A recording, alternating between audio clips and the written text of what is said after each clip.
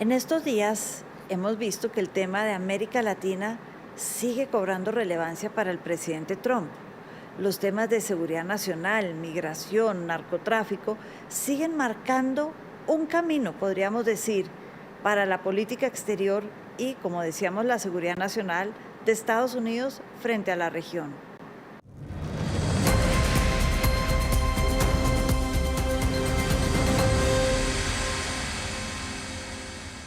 Para entender cómo avanza esa política de seguridad por parte del presidente Trump, me acompaña hoy Óscar Palma, profesor de la Universidad del Rosario, quien ya nos ha acompañado antes y experto en temas de seguridad. Óscar, gracias nuevamente por estar con nosotros. Hola María Teresa, gracias a ti por la invitación, siempre un placer estar en este espacio.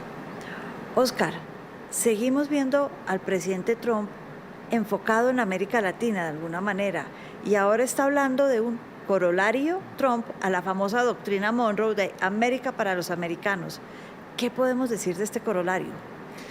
Es muy interesante la posición que asume Donald Trump en esta doctrina de seguridad nacional o esta estrategia de seguridad nacional. Y de cierta forma es interesante ver el papel de América Latina, que de hecho no existía en anteriores documentos de seguridad nacional, que estaban mucho más concentrados en Rusia, en China, pero vuelve a aparecer América Latina. Y vuelve a aparecer muy seguramente por la coyuntura que nosotros estamos viendo. Los bombardeos a las lanchas del narcotráfico, toda esta ofensiva o esta presencia militar de Estados Unidos en el Caribe justamente para hacerle frente a Maduro y al régimen en Venezuela. Son pequeños elementos que permiten la construcción de esta nueva doctrina Trump que él llama corolario. De cierta forma, retomando un caso de la historia, recordemos que Teddy Roosevelt escribió el corolario Roosevelt, haciendo justamente como una adaptación de la doctrina Monroe, en la cual Teddy, presidente Roosevelt, pues lo que hacía era declarar que Estados Unidos era el garante de la seguridad en el hemisferio, y que debía mantener a las potencias externas, a los europeos y demás, al margen, casi que declarándose como un policía del orden en la región. En ese sentido es comparable. Es más, él decía, esa doctrina es de 1904, meses después de que fuera todo lo que pasó con el canal de Panamá y Estados Unidos se hiciera con el canal.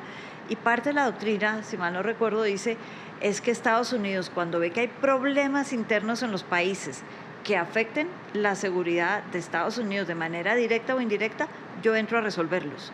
Y yo no sé, el presidente Trump tiene un poco esa misma visión de qué puedo hacer yo y qué me puede afectar. Entonces, si estamos hablando de terrorismo, y acá tú me hiciste pensar en el famoso libro blanco, cuando el Departamento de Defensa era Departamento de Defensa y no de guerra, Sí. Tenía un libro blanco que hace unos 15 años, 20 años, por decir algo, América Latina, es cierto, no figuraba, era el número 7 después de África, después de Asia, después de muchas regiones, y en la parte temática primero estaba el terrorismo. Exacto. Y había otros temas y por ahí estaba el narcoterrorismo, narcotráfico. Hoy vemos que los temas de la región y la región están bien arriba y la seguridad trata de incorporar en esta doctrina migración, narcotráfico, los problemas. Es más, hay un momento en que me parece que el presidente Trump dice, si el país no es capaz de decirle a los terceros, a otros que no son de la región, que no se metan con ellos, nosotros lo haremos por ellos. ¿Cómo entiendes eso? Ahí está, es una especie de autorización que se da a sí mismo el gobierno de Estados Unidos para acomodar la región de acuerdo a sus intereses de seguridad nacional. En el texto trata de decir, nos acercaremos a esos gobiernos que son aliados y que comparten nuestra visión, que nos ayudan a luchar en contra de esas amenazas, particularmente el narcoterrorismo o el terrorismo, porque pues, muchos de los grupos criminales comienzan a ser entendidos como grupos terroristas, pero si no, pues necesitamos también intervenir de la forma en la que podamos garantizar la seguridad nacional de los Estados Unidos. Entonces es una especie de argumento para decir, si yo necesito intervenir militarmente en contra del narcotráfico, lo voy a hacer. Yo debo garantizar de cierta forma como el orden en la región como tal. Yo esperaría que no fuera al nivel al que lo llevó Teddy Roosevelt en su momento, pues tú lo decías, se perdió Panamá y hubo muchas otras intervenciones militares con botas en la tierra de soldados de Estados Unidos y Marines de Estados Unidos en diferentes países. Tal vez este no vaya a ser el escenario. Yo soy un poquito reacio a pensar que Donald Trump y el gobierno sí quieren entrar militarmente, por ejemplo, a Venezuela, pero a Colombia, ahora que dijeron recientemente también que la posibilidad estaba por allí. Yo no creo mucho que eso vaya a pasar, pero de todos modos la doctrina sí hace referencia muy clara a trabajar con esos estados que están en nuestra línea, y de qué forma vamos a alinear a aquellos que no necesariamente están con nosotros. Pero entonces te lo pongo de otra manera, jugando un poco a eso del abogado del diablo, por decirlo de alguna manera. Puede que no quieran entrar, y a Colombia, pues Colombia es muy distinto de Venezuela. Tenemos un país, un gobierno legítimamente elegido y hay una democracia, y esos son temas importantes que salvaguardan nuestra propia seguridad, pienso yo. De acuerdo. Pero en el otro caso, hemos visto un Trump que manda la flotilla al Caribe. Y que no solamente la manda para verla, qué lindo los barcos, miren el portaaviones, los ha usado en contra de lanchas en el Caribe. Tenemos un Trump que dice, el narcoterrorismo existe y con terrorismo yo estoy obligado a defender la seguridad nacional. Todo esto va sumando, sumando y sumando y sumando. ¿Dónde queda la credibilidad del presidente Trump? Si no toma una decisión, puede que no de botas, pero sí de hacer algo en tierra o con este tema. Creo que esa es una de las grandes apuestas y uno de los grandes riesgos que puede estar tomando Donald Trump en este momento. Tú lo decías, el despliegue de la flota en el Caribe es impresionante. Tenemos el USS Gerald Ford, que es el portaaviones, el mejor de los portaaviones, el más poderoso, el más moderno, con una capacidad impresionante de ataque. Un grupo de destructores, creo que son 8 destructores, un crucero, buques de comandos de operaciones especiales, buques anfibios. El despliegue es impresionante.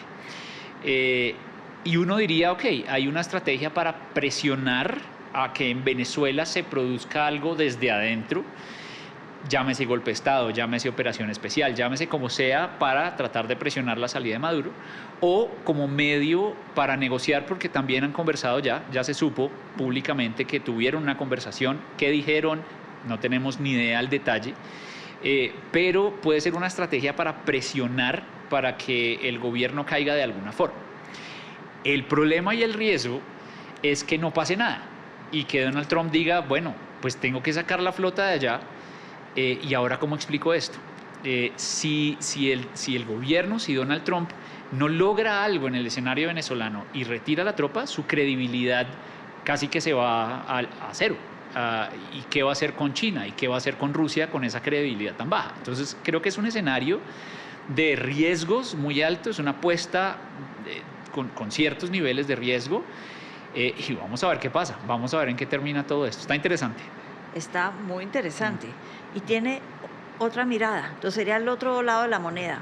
Y es que Donald Trump, en 1987, habla de escalar un tema para poder negociar. Está hablando de sus empresas, pero hablemos de Venezuela. Escalar para negociar. Hablabas de la llamada con Maduro. Entonces, la llamada se da al final de un proceso de escalamiento gigantesco. La flotilla, la recompensa, el declarar terrorista al cartel de los soles. Entonces escala el tema y se siente y dice, ahora sí ya puedo negociar. ¿Desde dónde? Desde una posición de superioridad para negociar y estar seguro de que el otro haga lo que yo quiero que haga. Pero eso no le funcionó, igual que le ha fracasado en cierta medida en Ucrania, el tema de escalar para negociar. Entonces estamos viendo que tal vez el tema de escalar para negociar funciona en los negocios, pero no en la política y no cuando se trata de ceder territorio, poder, control político, credibilidad. ¿Esto sería un riesgo adicional? Yo haría, como decías tú, un poquito de abogado del diablo en este caso, y yo le daría un poquito más de tiempo a Trump. Creo que la presión es clara, es decir, ahí tú los mencionabas, la recompensa, la declaración de grupo terrorista al cartel de los soles, todo este despliegue militar para llevarlo a negociar. Ahora, hay detalles acá que no conocemos, que están en esa conversación y en esa llamada. ¿En qué quedó esa conversación? No sabemos. Algunos rumores han salido en medios, no sé si sean ciertos, de la posibilidad de una salida de Maduro con su familia y dejar en el gobierno, por ejemplo, a Delcy. Pero parece que, según los rumores, Trump no quiso aceptar eso. En fin, no sabemos en realidad cómo va la cosa, pero tal vez haya más etapas en esta negociación. Pero sí se necesita tener una presión muy grande para que la contraparte, en este caso Maduro, pues acepte los términos de Donald Trump. Entonces yo le daría un poquito más de espera, por lo menos en el caso de Venezuela, a ver si la estrategia funciona. En el caso de Ucrania la cosa se ve un poquito más gris, porque pues en esta semana nosotros ya vimos, por las 2 semanas anteriores, la lista de 28 puntos que supuestamente se iban a negociar, que básicamente eran concesiones a Rusia. Es como Ucrania entrega los territorios que Rusia le ha quitado militarmente, Ucrania no puede entrar a la OTAN, Ucrania tendrá un tope de la cantidad de personal militar que puede tener en sus fuerzas militares. Obviamente los ucranianos dijeron esto no es completamente inaceptable para nosotros, los europeos lo mismo. En ese caso lo veo un poquito más empantanado. Entonces, creo, démosle un poco más de tiempo a Trump a ver si la estrategia le sirve, pero sí estoy de acuerdo en una cosa contigo, y es que no es aplicable lo de los negocios al quehacer de lo político. En lo político hay muchas variables más, hay cosas que se salen completamente del control de los jugadores. No sé si es una estrategia sana el pensar lo político y lo social y lo económico como si fuera un negocio. Totalmente de acuerdo. Ahora, te pongo otra pregunta. A mí me gusta la historia, me encanta. Si yo hago un barrido muy rápido, muy general, entonces yo me voy al siglo XVI, el imperio era el imperio español, el imperio donde no se acostaba nunca el sol. La gran armada de Felipe II, bueno, no duró mucho en mar, cayó muy rápidamente, pero era un país poderoso, la potencia del siglo.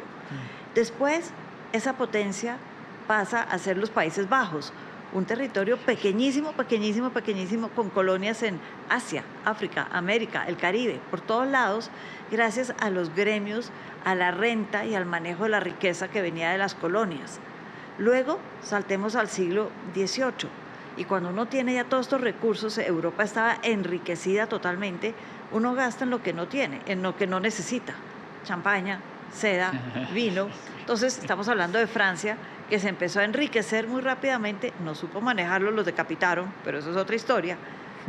La revolución industrial, el carbón, el siglo XIX fue Gran Bretaña, y luego la Segunda Guerra, Estados Unidos.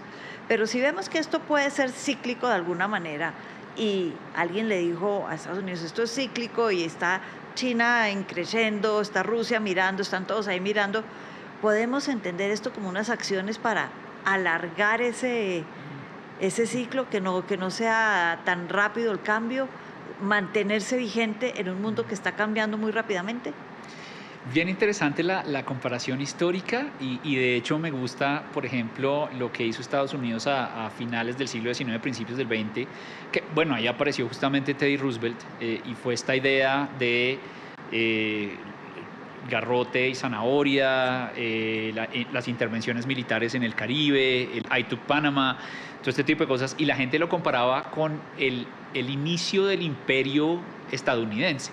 Incluso hay caricaturas muy bonitas que muestran el águila expandida sobre todo el territorio, un poquito como también el sol no se escondía aquí, desde Filipinas hasta Cuba, Puerto Rico, Panamá, y es bien interesante esa comparación.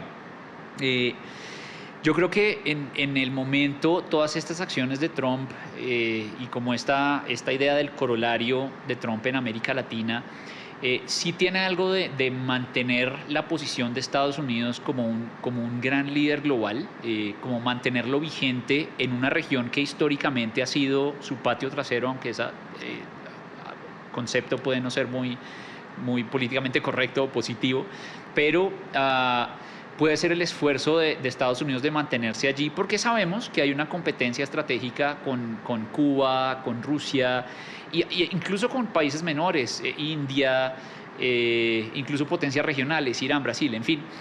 Y cómo se trata de sostenerse Estados Unidos en ese escenario internacional. Creo que eso puede tener algo de ese tipo de ideas o de objetivos, pero yo no lo compararía con los grandes imperios de la historia, tal cual como haces tú esa narrativa de imperio tras imperio tras imperio, porque no veo hoy en día como esa grandeza de un solo Estado. Estados Unidos pues sí lleva siendo varias décadas como la gran potencia, pero no veo esa gran capacidad imperial, territorial que sí tuvieron los demás, y además tampoco veo a alguien que le pueda hacer la competencia rápidamente. Como que para que el ciclo se cumpla, Estados Unidos tendría que caer y China tiene que surgir, pero a China le falta mucho. Rusia está mucho más lejos, pero no sé si 30, 40 años ya veamos algo así más cerquita. Yo creo que Trump sí está viendo que él puede seguir para adelante y ser ese gran Estado. Oscar, se nos quedan muchos temas para seguir discutiendo, pero de nuevo, muchas gracias por acompañarnos hoy, ayudarnos a entender lo que está pasando con el presidente Trump.